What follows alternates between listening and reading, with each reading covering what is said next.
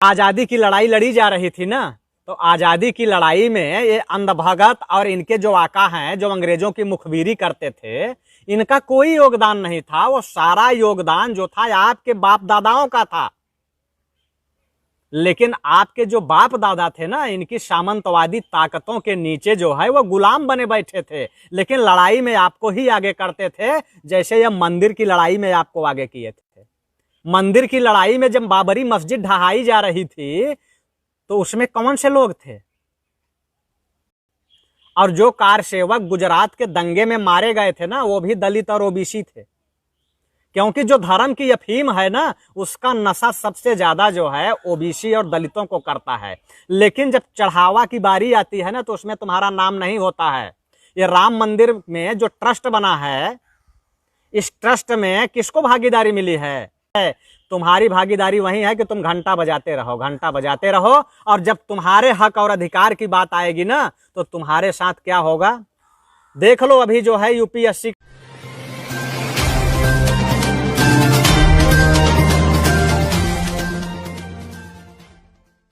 अरे कहाँ हो कन खजूरों अंधभक्तों, आ जाओ, आज तुम्हारी क्लास लेनी है।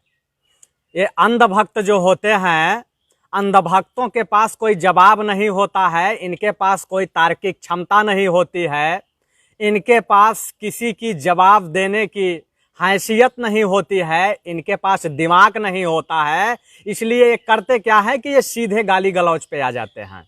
और गाली गलौज पे भी आते हैं ना, तो ये छुप छुप करके आते हैं। कभी आपके मैसेंजर पे जाएंगे गाली देने के लिए, तो कब आपके कमेंट में आएंगे तो गाली देंगे, उसके बाद कमेंट डिलीट करके निकल जाएंगे।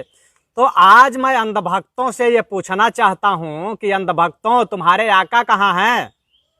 जिसको तुम बाप बना लिए हो, बोलते हो कि ये हमारे बाप हैं, तो तुम अपने बाप से पूछना कि तुम्हारे बाप को और तुम लोगों को 70 साल का ब्यौरा चाहिए। तुम लोगों के पास 70 साल का हिसाब किताब है। तुम लोग 70 साल का हिसाब किताब लेना चाहते हो, लेकिन तुम्हारे बाप ने 6 साल पहले क्या बोला था, इसका हिसाब किताब है तुम लोगों के पास? तुम्हारे बाप के जो है, जो बोला, उसका हिसाब किताब तुम्हारे पास नहीं है। इसका मतलब है कि तुम लोग उधार बुद्धि चलते हो। तुम लोगों का रिमोट कंट्रोल कहीं और होता है और तुम लोग वहीं से बात करते हो।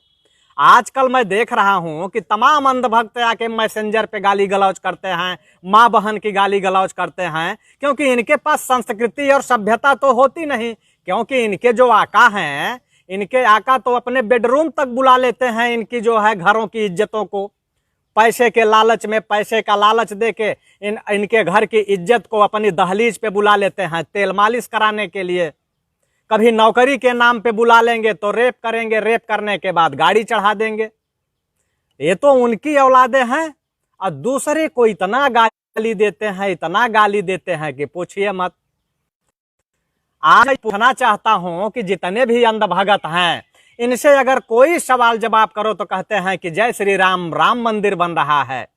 कुछ भी पूछो तो कहते हैं जय श्री राम, राम मंदिर बन रहा है। यानी इनको जो है एक अफीम पिला दी गई है, और उसी अफीम के नशे में बेचारे झूम रहे हैं, इनको कुछ पता नहीं है। तो मैं अंधभक्तों को ये कहना चाहता हूं कि आज इनके लिए मैं बर्फ की सिल्ली लाया हूं। बर्फ की सिल्ली समझते हैं आप? जब इनके पिछवाड़े में जलन होती है तो वो बर्फ की सिल्ली रखने के लिए लाया हूं। क्योंकि आज जो है, ये जो अंधभक्तों के आका हैं, जो हिंदू और मुसलमान के नाम पे देश के अंदर नफरत फैलाते हैं, जिहाद फैलाते हैं, एक गंदी और घिनौनी राजनीति करते हैं, इनकी गंदी और घिनौनी राजनीति पर तमाचा मारने के लिए मैं एक जो है सिल्ली लाया हूं बर्फ की, कि इनको ज्यादा जलन न हो। मैं आप लोगों को ये बताना चाहता हूं कि आज जो ये तमाम धार्मिक उन्माद फैला करके, हिंदू मुसलमान करके देश को तोड़ने का काम करते हैं, मैं बताऊंगा आप लोगों को कि आज देश को तोड़ने की जो बात करते हैं ना, हमारे पास ये देखिए एक संविधान की किताब है, ये भारतीय संविधान है। ये भारत की संविधान है जो भगतों के पिछवाड़े में बहुत तेज आग लगाती है। ये भगतों के पिछवाड़े में आग लगाती है और उनके आकाओं को भी आग लगाती है, क्योंकि जो उनके आका है ना, इस संविधान का एक भी सवाल का जवाब उनके पास नहीं है। इसीलिए आपको ये संविधान को हटा करके ये कहां ले जाना चाहते हैं पता है? आपको वेदों की तरफ ले जाना चाहते हैं। लेकिन वेद भी जो है ना वो सही रास्ता दिखाता है, तो ये वेद से भी भागेंगे, फिर आपको कहां ले जाएंगे जानते हैं? हिंदुत्व के नाम पे ले जाएंगे। कहेंगे हिंदुत्व के नाम पे चलो हिंदू हो। जितने भी वेद हैं, 4 वेद हैं, 18 पुराण हैं, 100 से ज्यादा उपनिषद हैं, लेकिन कहीं भी आप जो है, कहीं भी आप हिंदू नाम की चीज नहीं पाएंगे। आप सनातन नाम की चीज पाएंगे। और सनातन ये कहता है वसुधैव कुटुंबकम, यानी सब कुछ हमारा है। लेकिन ये चाहते क्या है जानते हैं? कि इस देश के अंदर सामंतवाद कायम हो। सामंतवाद कायम करना चाहते हैं।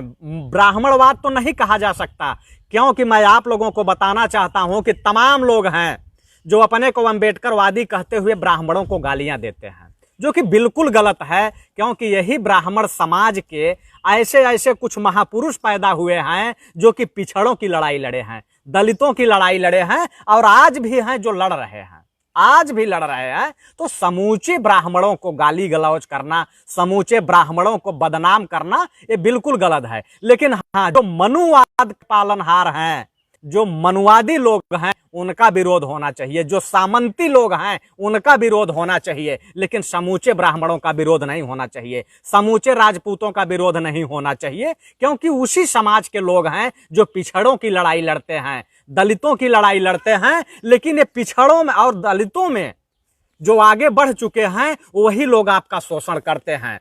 और उस शोषण को रोकने के लिए ये संविधान है, ये सबसे बड़ा ग्रंथ है, ये सबसे बड़ा वेद है। और जब आप इसको पढ़ना शुरू कर देंगे ना, तो सामंतवादी और मनुवादियों के पिछवाड़े में आग लग जाती है और आपके साथ गाली गलौज करते हैं। इस संविधान को, यानी सबसे बड़ा जो ये संविधान है, यह समता और समानता की बात करता है। ये जाति पाति की बात नहीं करता है, ये जाति पाति को खत्म करता है। ये आपके संवैधानिक हक और अधिकार की बात करता है। यह ग्रंथ और यह वेद, यह आपको ऊंच नीच नहीं बनाता है कि हम ऊंच हैं और आप नीच हो। ऊंच नीच की बात नहीं करता है। इसलिए समूचे सभी घरों में यह जो है, यह ग्रंथ होना चाहिए। और इस ग्रंथ के जो रचयिता थे डॉक्टर भीमराव अंबेडकर साहब को मैं नमन करता हूं। और मैं आपको यह भी बताना चाहता हूं कि इस अंबेडकर साहब का सहयोग करने के लिए सैकड़ों से ज्यादा लोग थे। 100 से ज्यादा लोगों ने इस संविधान को लिखाने का काम किया था। इसकी एक कमेटी थी, उस कमेटी में जो है डॉक्टर भीमराव अंबेडकर जी अध्यक्ष थे, लेखक भी थे।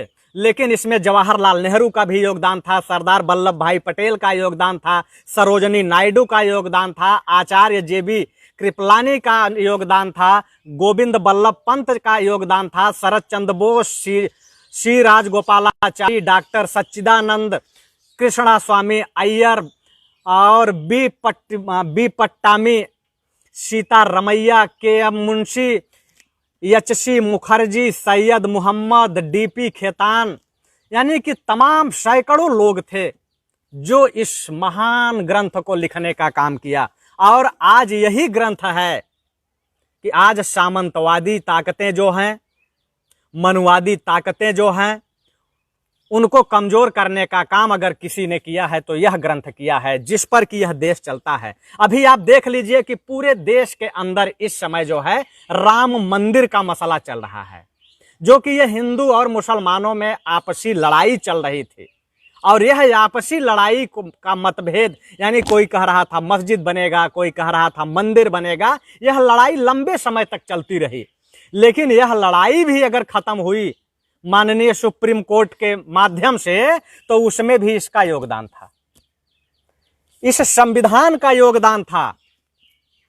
आज उछलने के लिए, कूदने के लिए कोई भी उछले, कोई भी कूदे, वो अलग बात है।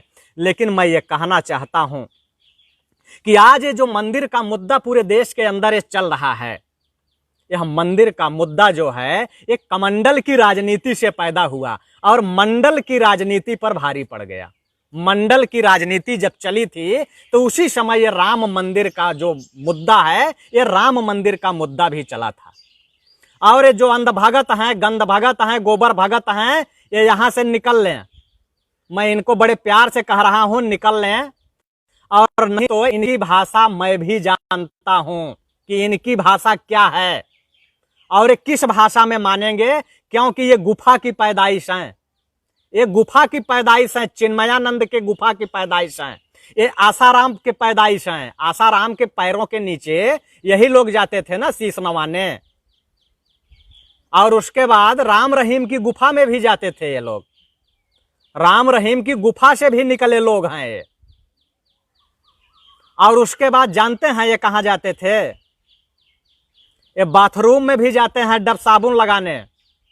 बाथरूम में कौन जाता है बता दीजिए, जितने भी क्रांतिकारी साथी हैं आनंद भक्त चाटने। मैं आप लोगों को ये बताना चाहता हूं कि आज ये जो अंध भगत हैं,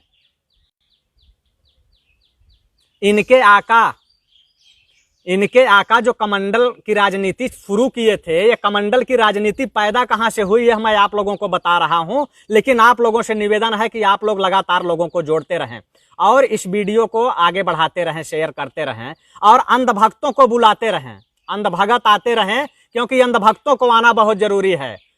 अंध भक्तों का आना बहुत जरूरी है, क्योंकि ये गोबर को च्यवनप्राश समझ के खा जाते हैं। तो इनको भी बुलाना बहुत जरूरी है।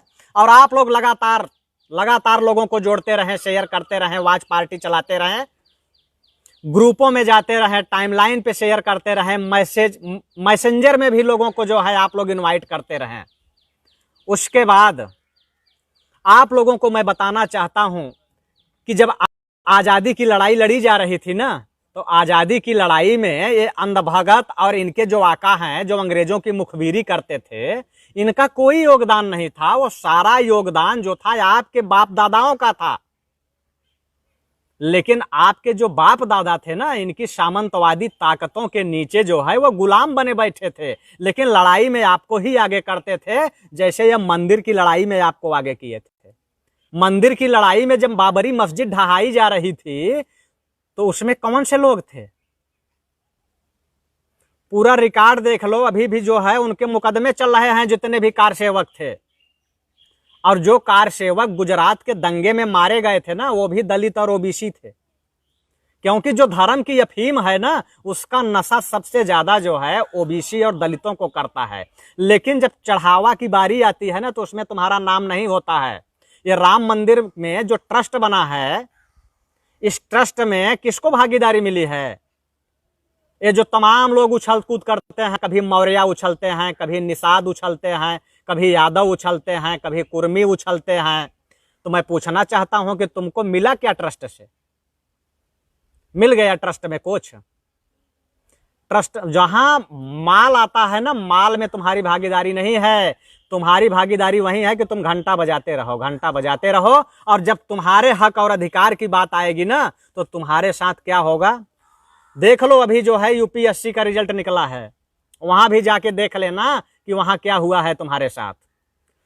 तो ये मंडल और कमंडल की राजनीति जो चली है, मैं आपको बताना चाहता हूं कि ये जो संविधान है ना, इस संविधान के बदौलत जब सन 1977 आते आते जब तमाम ओबीसी नेता निकलने लगे, अपने हक और अधिकार की बात करने लगे, तो उसी समय कमंडल की राजनीति को आगे कर दिया गया।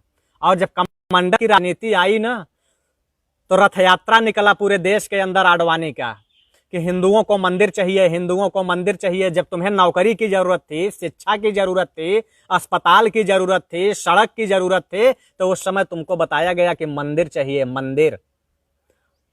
और तुम भी बोलने लगे कि नहीं नहीं, हमको मंदिर चाहिए, मंदिर चाहिए। विनय कटियार, कल्याण सिंह, उमा भारती जैसे लोग उछल कूद करने लगे, बड़ा उछल कूद किए, बड़ा उछल कूद किए। और लेकिन जब राम मंदिर का जब ट्रस्ट बन लगा ना, तो वो ट्रस्ट में क्या हुआ पता है? उमा भारती का मुंह बंद,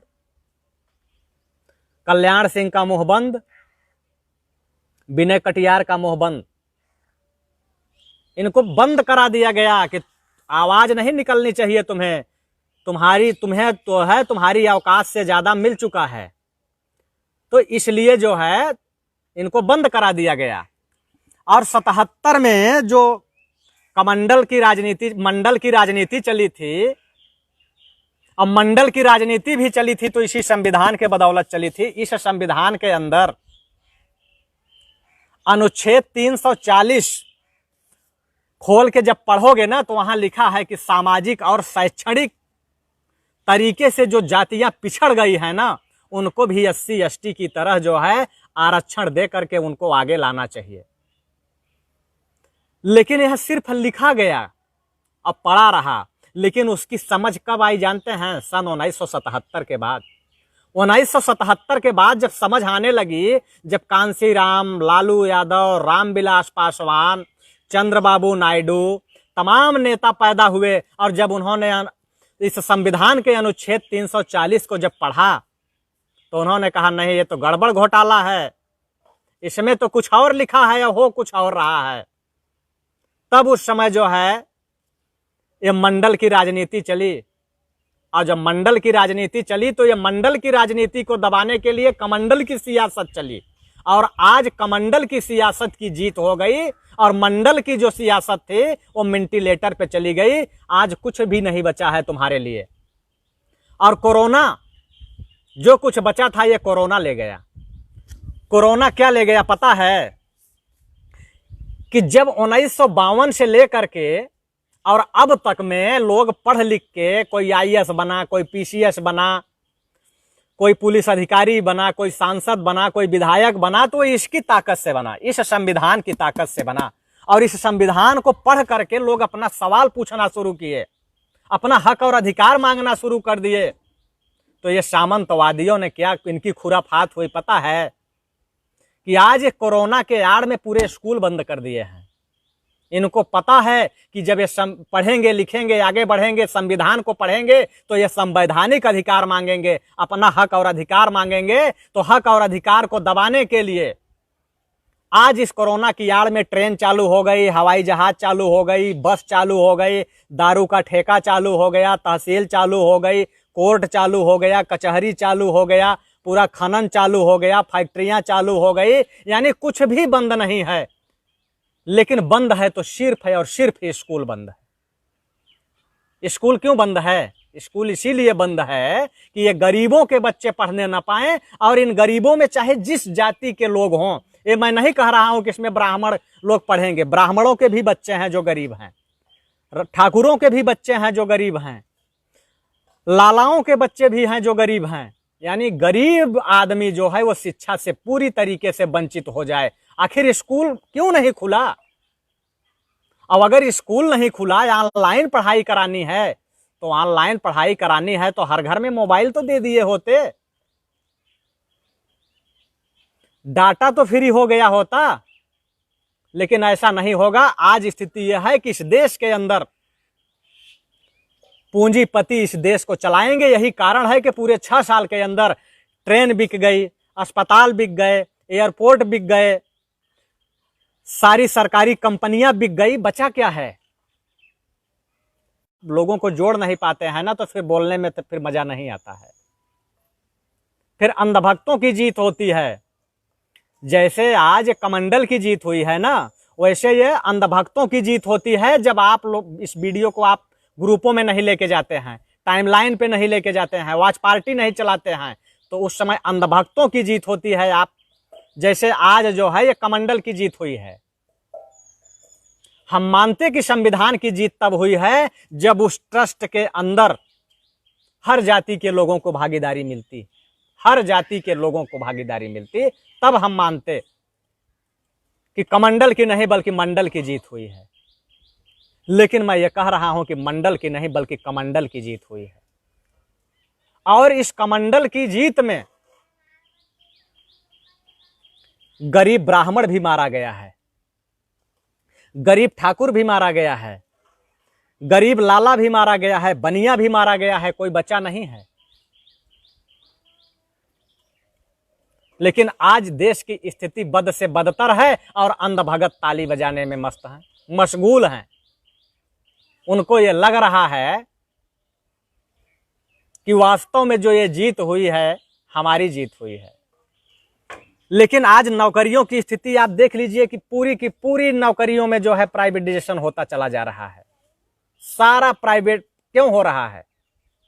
इसलिए हो रहा है कि जो तुमको 27% आरक्षण मिला था ना, ये 27% को भी खत्म कर दिया जाए। और ये जो गरीब ब्राह्मण थे ना, उनको भी 10% दे दिया गया। ये जो 50% है, ये सिर्फ सामंतवादियों के लिए, 40% सामंतवादियों के लिए। और जो ये गरीब लोग थे ना, ये जो गरीब ब्राह्मण थे, गरीब ठाकुर थे, गरीब बनिया थे, गरीब लाला थे, इनको 10% में जो है उनको दूसरे जगह कर दिया गया, यानी उनके भी हक और अधिकार पे चोट किया गया। तो आज जरूरत है इस देश के अंदर संविधान पढ़ने की।